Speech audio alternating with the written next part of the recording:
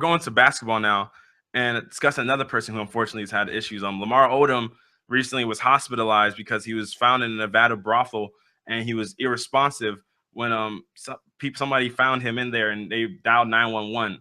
And apparently and he had to be driven to the hospital because they tried to airlift him there, but apparently he was He too was too tall tall for for the helicopter. So he's in critical condition as it stands right now. And I've seen like multiple reports that apparently that he had some kind of herbal Viagra in his system, and that he might have had traces of cocaine in his system, but it hasn't been fully confirmed yet. But the herbal Viagra is the cocaine is still up to speculation. But I guess it's just been a downward spiral like for like years. Like past couple years. Yeah. So what do y'all think about this whole thing that's been going on with Lamar Odom and his current health? Like, what do you? Let me start off with you, Colin. Like, how do you feel about it, and what do you think about Lamar Odom as a person and player? I do think Lamar Odom does. He's a good person. Well, not he's a good person, but good basketball player in a sense. He definitely number 4 pick. He was number 4 pick. Yeah, he's a good basketball player.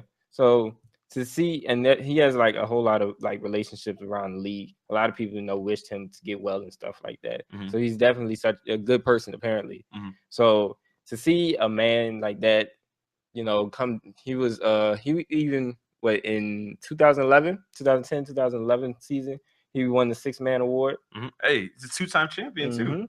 Yeah, that man's a great player, and to see one of those great players fall to such, to this point, is kind of like depressing, very depressing. Well, let me read you a bit of his history so you can kind of because I want people to kind of understand what Lamar has like gone throughout his life. So, he lost his mom when he was 12 years old. Then she died of cancer. Yeah. His dad's pretty much a drug addict as it stands already. And his dad's a person that, if you watch the show with him and like Kardashians when he was on there, his dad was a person that consistently tried to use him for monetary reasons and maintain a relationship with Lamar for monetary reasons. So he didn't really grow up with having his father figure right there by his side. His grandmother raised him, who was also lost to cancer. He lost his firstborn baby as an infant to sudden infant death syndrome. His best friend and best man in his wedding passed away not too long ago. He's been an Olympian. He's been a 2-time champion. He's lost actually 2 best friends. So the best friend you saw on the show with him on Keeping Up with the Kardashians, Jamie, died not too long ago. And he lost another friend a while ago. I don't remember his name, but he's been a 2-time NBA champion. He's been an Olympic gold medal winner. He's been like Colin said, a 6-man of the year. He's a father. He's currently a husband because him and Chloe's divorce hasn't been finalized. He has a brother. He has two kids still, and that's just some background to him. So just so people can kind of see the shoes he's been walking in throughout his walk of life. But go on. Them shoes saying. My been rough. He's lived a tough life.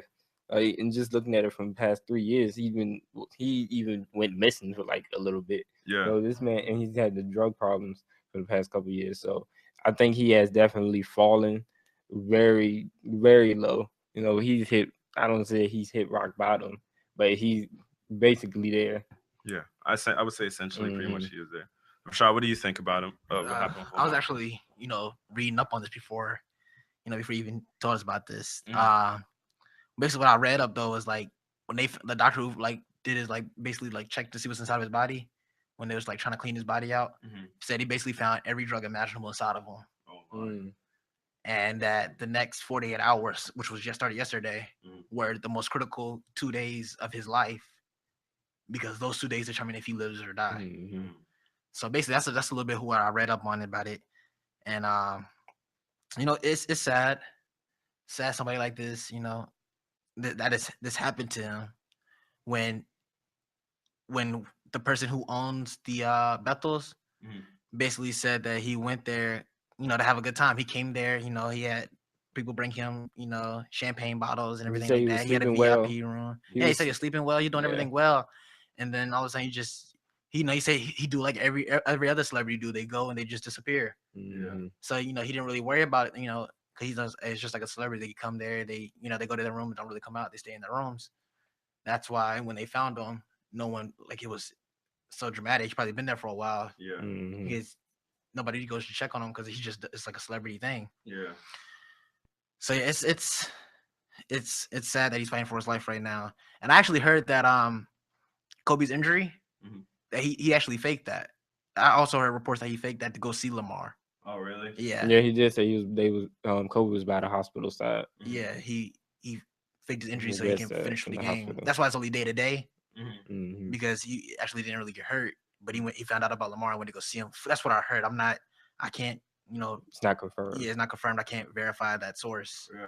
But I also heard that. So it makes an impact when, teammates go to see you, teammates or even other players in the league are, wishing you well, having prayers for you and everything like that. Mm-hmm.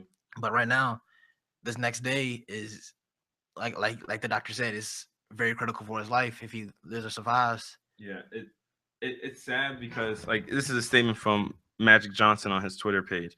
He said, what most people don't realize about Lamar Odom is that he's a better person than he is a basketball player. Every year Lamar Odom was with the Lakers, he would buy the rookies their first 2 to 3 custom suits. That's the type of guy he is. And me and Rashad are both Laker fans. So we've been following the franchise that he's played for years.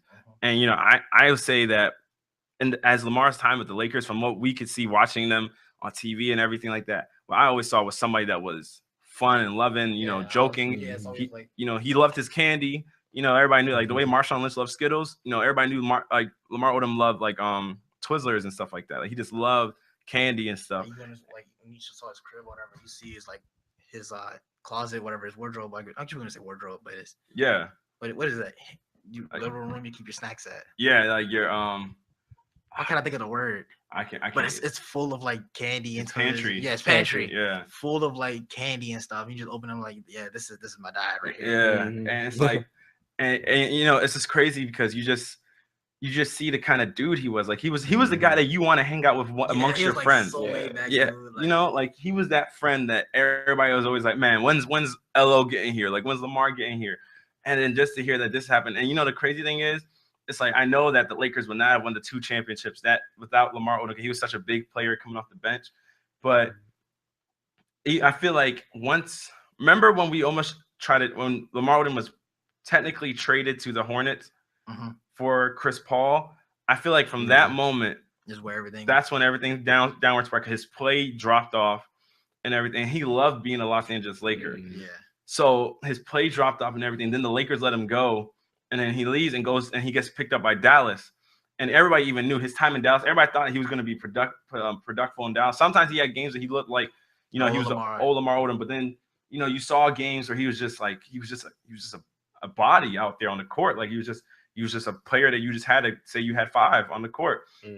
And so when he had no interest in playing in Dallas. And from that point on, and if you watch the show with him and Chloe, you just saw the minute they left Los Angeles, you saw the issues just escalate to another level in his life because he loved Los Angeles. I mean, granted, Los Angeles has so many temptations and there's so much at your fingertips that you can fall into.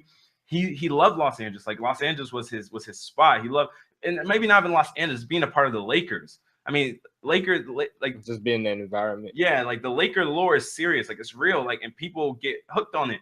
And he loved being a part of the Lakers. And when he left, he found something to replace that addiction. And he found it through drugs and stuff. And while you don't ever want to judge somebody because you don't know the struggle somebody's going through.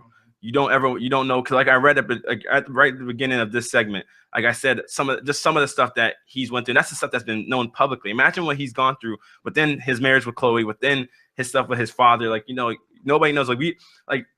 Imagine what these professional athletes go through. Like so many people try to use them for their money. So Lamar's probably gone through a period in his life where he's been used so much for his money. He's paid for so many things for other people.